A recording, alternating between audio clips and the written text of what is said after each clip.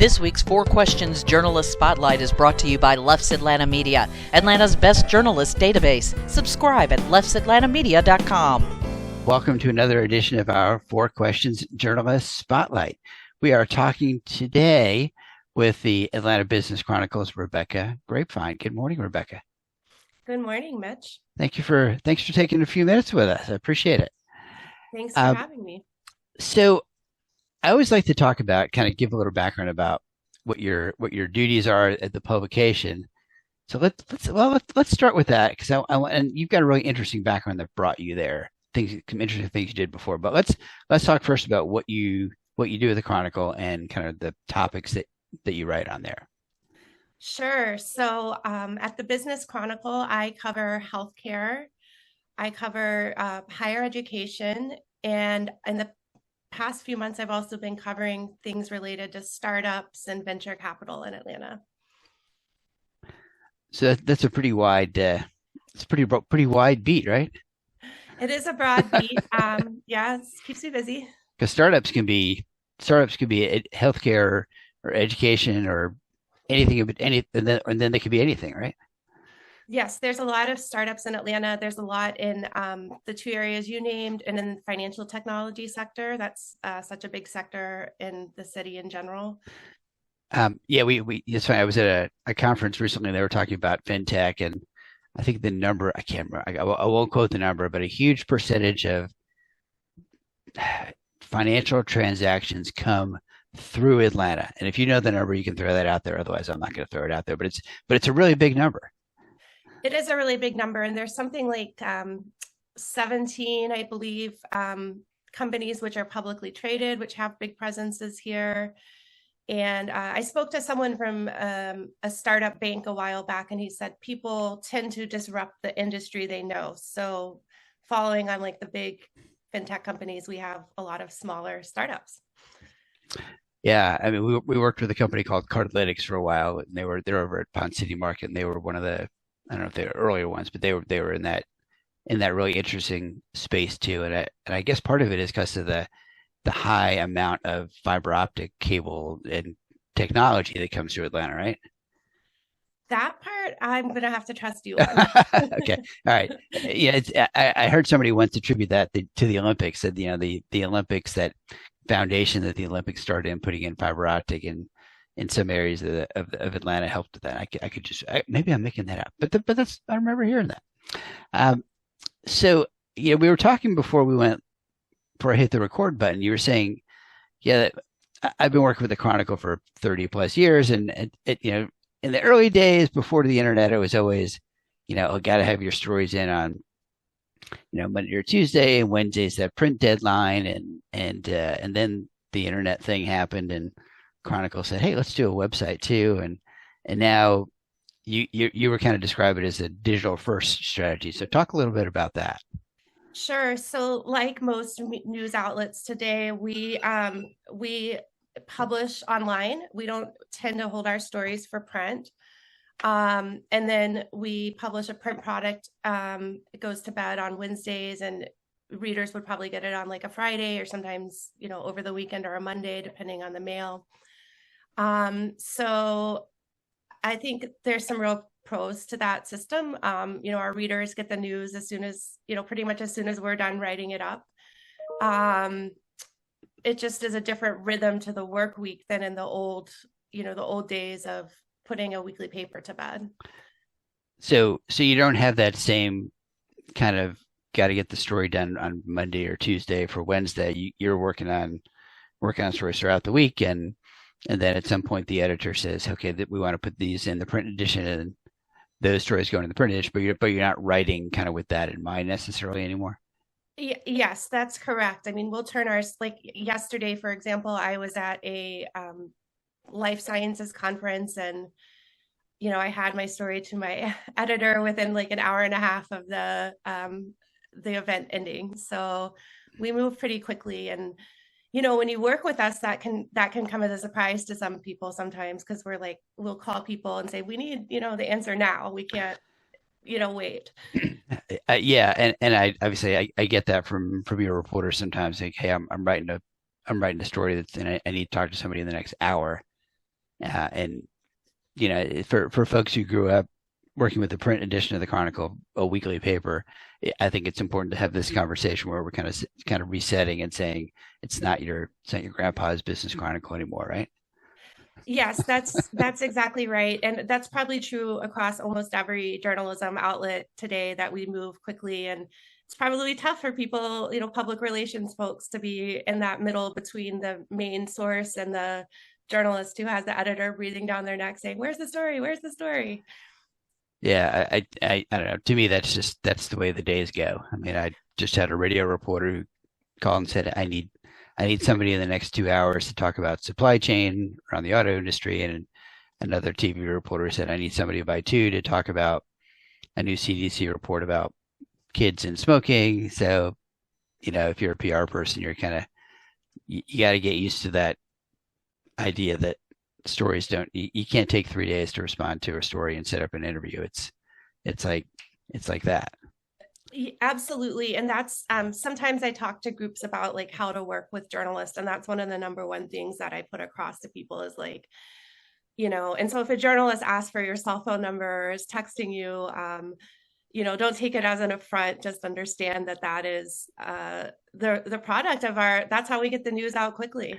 Yeah. And we, part of what we do with clients is we do some training and we say, look, here's how the news cycle works. You get to get some reporters who will call you and say, I'm working on this story for tomorrow or next week, or got a couple of weeks to work on this. But a lot of them are going to say, I'm working on this story today, especially, digital only publications or, the Chronicle, what you're talking about, radio, TV, especially. I mean, it's very rare that I get a call from a TV reporter and they say, hey, I want to do the story next week. It's 99.9% of the TV calls I get are, I'm doing this. This is my story for today. It's 11 o'clock now. I need to talk to somebody by 1 o'clock. Or it's, they come out of the afternoon editorial meetings and I get a call at 4, 4:30 or 5 and say, hey, I need somebody by 7 p.m. to talk about this topic so I could have somebody on the air for the 10 o'clock or the 11 o'clock news. So yeah, it's incumbent on us to kind of train our clients to do that and to know how to get in touch with them and have them know that, if I text you and you're in a meeting, just respond back and say, yes, I can do that interview in 2 hours, or no, I can't. Just so I don't keep bugging you, right? For sure. But on the flip side, Mitch, I love it when I get to sit down with sources or have a long phone call with them and I'm not on deadline and I can really pick their brain and, ask them a million questions, things I've always wanted to know. That's such a luxury, and it's something I really enjoy about my job. Yeah. So you have a really interesting background. I mean, I know before the Chronicle, you worked for Capitol Beat for a year or so, right? Which is more state news, political news focused. But you have a big background. You have a background in history. So talk a little bit about that. We don't have to get horribly far into it, but you spent a lot of time in the history field, as they say. Yeah, I hope you brought your notebook, because I'm going to give you a lecture and writing there'll be a quiz afterwards. Writing things down. Yeah, so I would say, in the professional realm, I have kind of two great loves, and one is journalism and great writing, and one of them is history, and they're really not that different, but pretty much straight out of undergrad, I had the enormous privilege to be able to go to the University of Michigan to do a Ph.D. in history. So I went, I lived in Ann Arbor and other places and did research in the archives. I wrote a dissertation, did not write that in 1 hour. I'll say that it took a long time. And ultimately, walked away with a PhD. And, I've had several other jobs, but I love history. I think like a historian, if you're trained, if you have a PhD, that's what they train you to do. I got to teach history to undergraduates, and that was such an enormous privilege as well, just to continuously have students coming into the classroom and to argue with, debate with, to ask you questions. You could ask them questions that really hold your feet to the fire, don't let you get away with anything. And it was just a fun time. I think having a historical context in so many areas is key, and especially if you're writing news stories, understanding the history of the city or an industry or a company or the person you're writing about or the context of their experience, I think can add a lot of depth to it as opposed to coming into it and having no idea what's come before. I think that adds a little bit of, as they say, history repeats itself, right?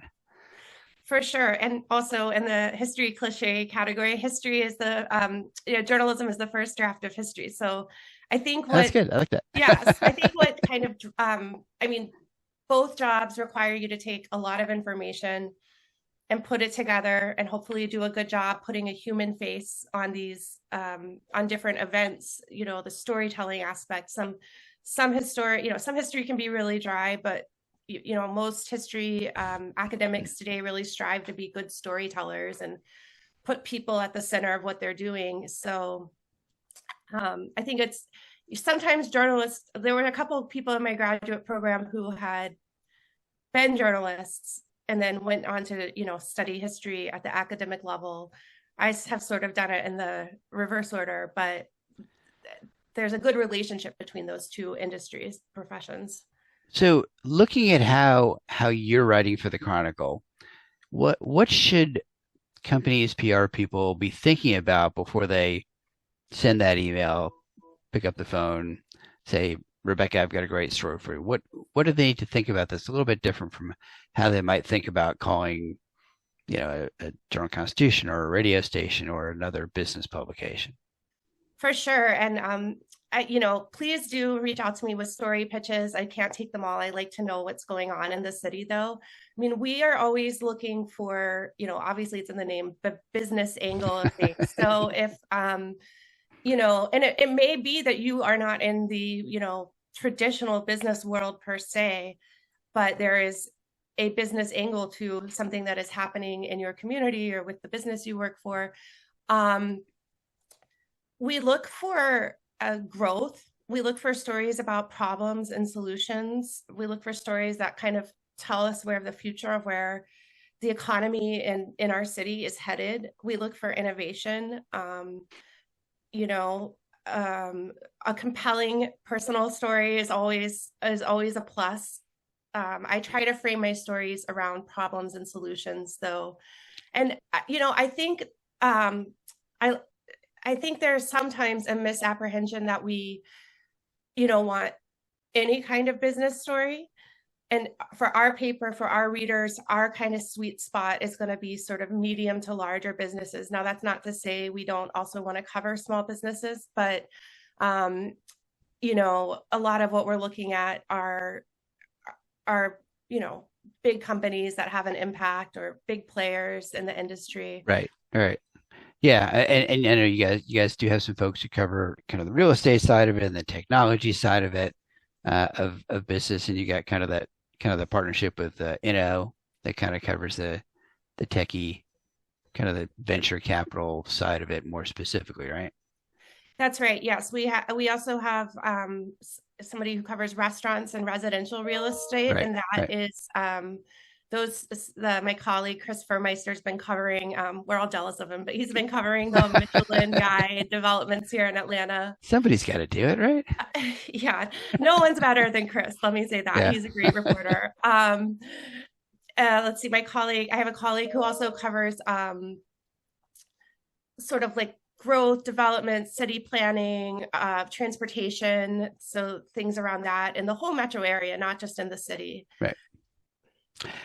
Okay, so what are some kind of looking forward? What are some issues or topics that you have been thinking, I really want to cover that, or I want to do a story about this issue or focus on that issue? Because I know you guys do kind of big feature stories and kind of double spread kinds of stories on occasion too. Absolutely. Well, I'm a healthcare nerd, so I love healthcare stories. I'm really interested in how hospitals and, surgery centers are dealing with the healthcare workforce here in Georgia. And there is so many angles to that. Why is this happening?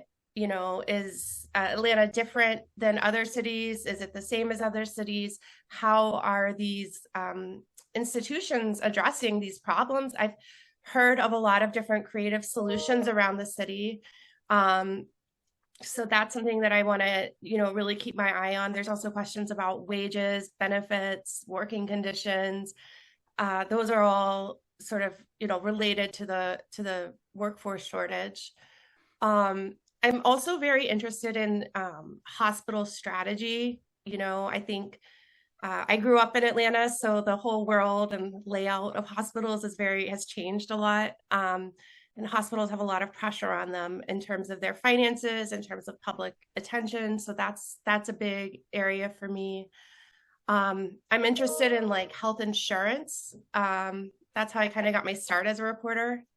And I just had a story out about how Georgia has opened the process for bidding on its state Medicaid contracts. And if your eyes are starting to glaze over when I say that, let me just say that's one of, if not the largest checks, expenses that the state has every year.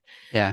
The how they make the sausage is not always people don't always think as you said, sometimes the eyes glaze over, but they're important issues that people should pay attention to, even if it's not, what's my favorite reality star doing tonight, that kind of thing. Yes, I think you'll start to see more news about this Medicaid process as it goes forward. And so I'm also interested in like economic development and the healthcare angle of that. So as we have these like new projects coming to the state, the Rivian, the Hyundai, some of them are in fairly rural areas, and how, across the board, from infrastructure, from roads to schools to hospitals to clinics, how are our communities here in Georgia gonna deal with these major developments? Well, that's a great point, because if you're building a plant in a rural area, you're gonna attract housing. You got to attract housing to put the people, and then hopefully that attracts restaurants and grocery stores to feed them, and maybe doctors to take care of them, and maybe it ups the standard of care for other residents in the area. Yes, there's interesting opportunities there, right? Definitely. These are such exciting developments for our state. And again, I grew up here, wasn't sure that I saw this coming, that we would be a leader in these sort of. I don't think anybody saw this coming in terms of the electric vehicle. It's just kind of like, I feel like everybody's kind of like, hey, we should do that too.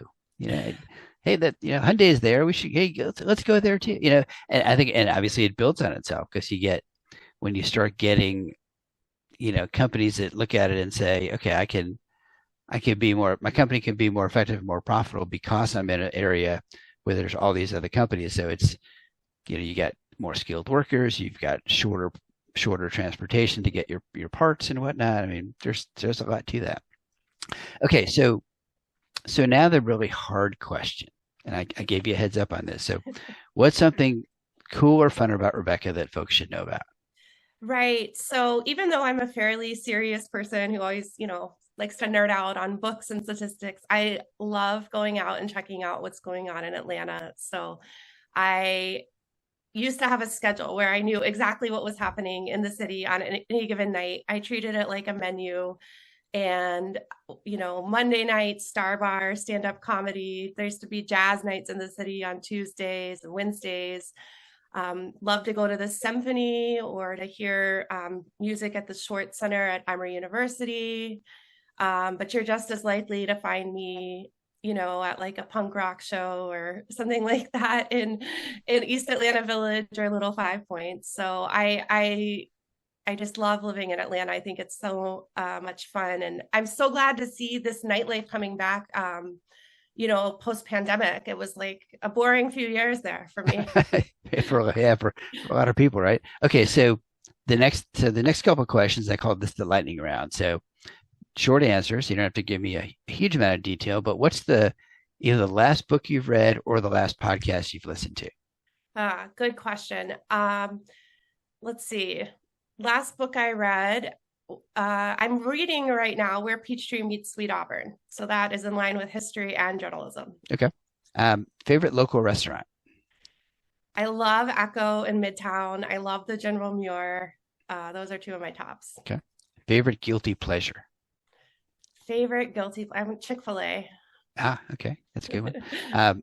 Local getaway. What's a place? Could be in Metro Atlanta or Georgia. What's a good place you like to get away to? I like to go to Savannah. I have family roots there, and it's beautiful.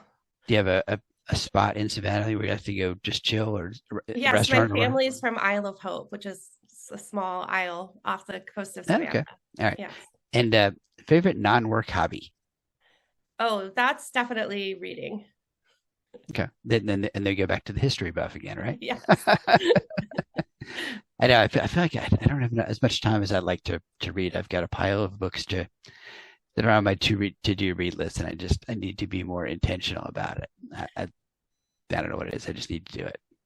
It's a luxury in this day and age to be able to shut off all your screens, turn your phone off, and just, sit down and read for an hour. And you forget what it's like to slow down a little bit.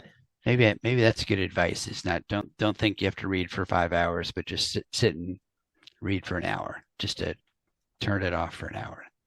Okay, I'm gonna take that to heart. I'm gonna try that. Okay, I need a book report, Mitch. Can I double space it? 14 point type. No. Are you a tough grader? Were you a tough grader? You know what? I believe that anybody can learn to write well. And, when you teach history, what you're really teaching is writing and thinking. So I would help my students endlessly with their drafts. I would let them write as many drafts as they want, and I would help them because, and as a journalist as well, that's how you learn to write. You just have to do it. So I think I had high standards, but I wanted my students to succeed. I had some students who went from not being very good writers to doing really great work for me. And that's the best feeling. That's great. That's great. Well, we've been talking with Rebecca Grapevine, who is a staff writer with the Atlanta Business Chronicle. Rebecca, thank you so much for taking a few minutes with us today. Thank you, Mitch. This was fun. And as always, catch our journalist spotlights on YouTube and click that subscribe button, or you can find it on Apple Podcasts or Google or Spotify or Deezer, or they're all over the place. Just Google 4 Questions Journalist Spotlight, and you can find it in either audio or video formats. And as always, if you need to find our Leff's Atlanta Media database of Atlanta journalists, click over to that and subscribe to that as well. And you also get our Mitch's Media Musings, which is our monthly newsletter about all the things that are happening in Metro Atlanta. Thank you, everybody. We'll see you next week.